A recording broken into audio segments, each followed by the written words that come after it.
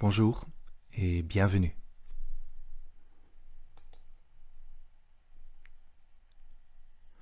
Le Tao Te Ching est la réponse à un problème de désalignement entre l'humain et le flux naturel de la vie. Le verset 27 est la réponse à vouloir corriger plutôt que comprendre.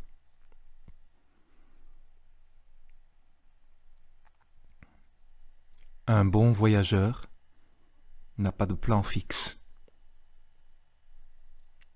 et n'est pas tendu vers l'arrivée. Un bon artiste laisse son intuition le mener là où elle le souhaite. Un bon scientifique s'est libéré des concepts et garde l'esprit ouvert à ce qui est. Ainsi le maître est disponible pour tous et ne rejette personne. Il est prêt à tirer parti de toutes les situations et ne gâche rien. Cela s'appelle incarner la lumière. Qu'est-ce qu'un homme bon, sinon un exemple pour l'homme mauvais? Qu'est-ce qu'un homme mauvais, sinon une opportunité pour l'homme bon? Si tu ne comprends pas cela, tu te perdras. Aussi intelligent sois-tu. C'est le grand secret.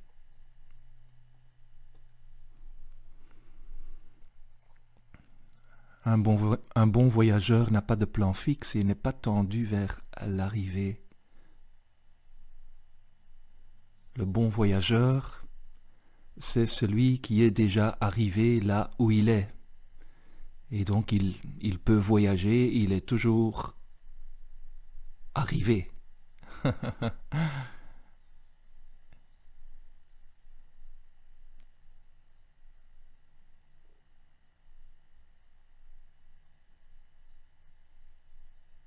Donc c'est ça qu'il dit.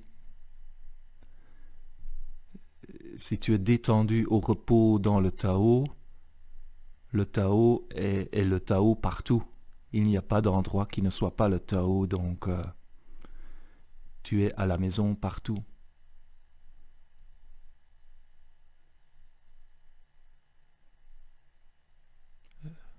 Le bon artiste laisse son intuition le mener là où elle le souhaite. C'est un mouvement naturel, sans préconceptualisation, et pareil pour le bon scientifique. Il n'y a pas de préconceptualisation.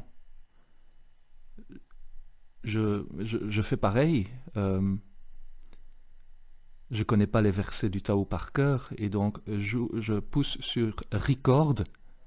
La caméra commence à enregistrer et je lis le verset. Je ne le lis pas avant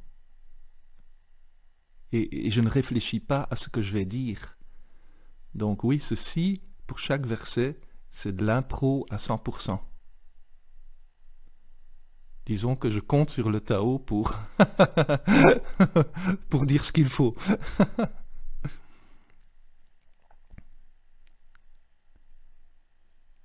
Ainsi le maître est disponible pour tous et ne rejette personne. Il est prêt à tirer parti de toutes les situations et ne gâche rien. Donc, il n'y a pas de bonne ou de mauvaise situation. Parce que dès qu'on dit que ça c'est une bonne situation, alors c'est clair qu'à côté il y a une mauvaise situation et vice-versa. Dès qu'on dit ça c'est une mauvaise situation, je me suis cassé la jambe, c'est une mauvaise situation. Ah non, il se pourrait que casser la jambe soit une bonne situation. Mais si on va classer cette situation, alors on ne garde plus l'esprit ouvert. Oh, les gens qui nagent un peu dans les eaux de la spiritualité connaissent bien cette histoire dont je me rappelle encore vaguement les contours de l'homme qui avait un cheval et le cheval s'enfuyait. Et donc les villageois disaient oh mon Dieu, ton cheval qui t'aidait pour faire ceci et cela, maintenant c'est la misère pour toi, il s'est enfoui. Mais le jour d'après, le cheval vient avec accompagné de plein d'autres chevaux sauvages. Et donc maintenant l'homme il a plusieurs chevaux. Et donc pour dompter les chevaux sauvages, il y a le fils de l'homme qui monte sur le cheval voilà. Et puis le cheval, il le fait tomber. Le fils, il casse sa jambe. Et les villageois disent oh mon Dieu, maintenant ton fils, en plus ton fils s'est cassé la jambe, mais c'est horrible. Qui va travailler les champs et tout ça. Et puis le jour d'après, il y a un représentant militaire qui vient pour venir chercher tous les jeunes garçons pour aller se battre dans l'armée. Et donc le fils, il peut pas venir parce qu'il a la jambe cassée et il se dit oh c'est magnifique, c'est magnifique, le fils doit pas aller se battre, etc., etc. Donc les bonnes situations, les mauvaises situations, c'est peut-être les bonnes situations, on n'en sait rien. Voilà, je me rends compte que j'ai pas raconté l'histoire parfaitement comme il le faudrait, mais je pense que vous comprenez un peu le fond du truc.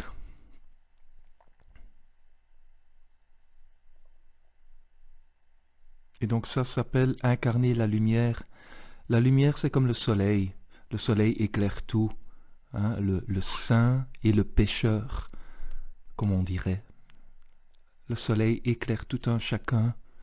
Et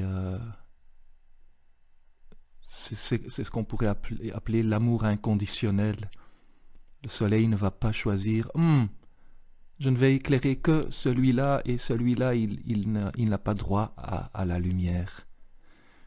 Et donc, dans cet éclairage, dans cet inconditionnel, les frontières entre bon et mauvais s'effacent.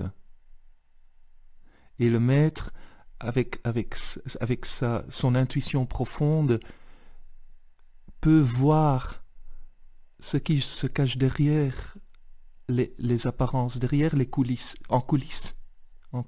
Il peut voir, ah oui, quelque chose qui monte, ben ça va descendre. Quelque chose qui est mauvais, il voit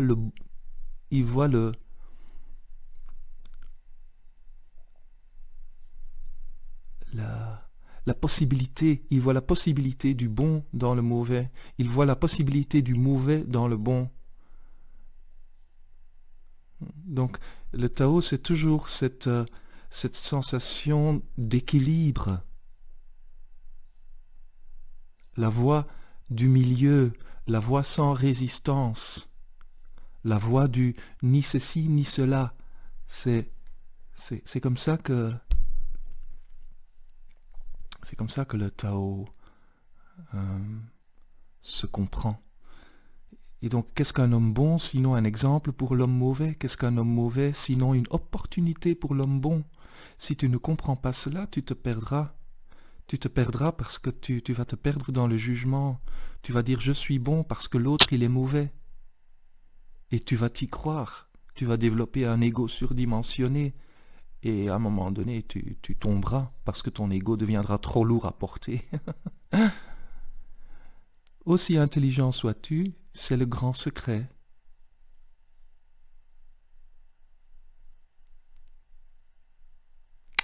À méditer.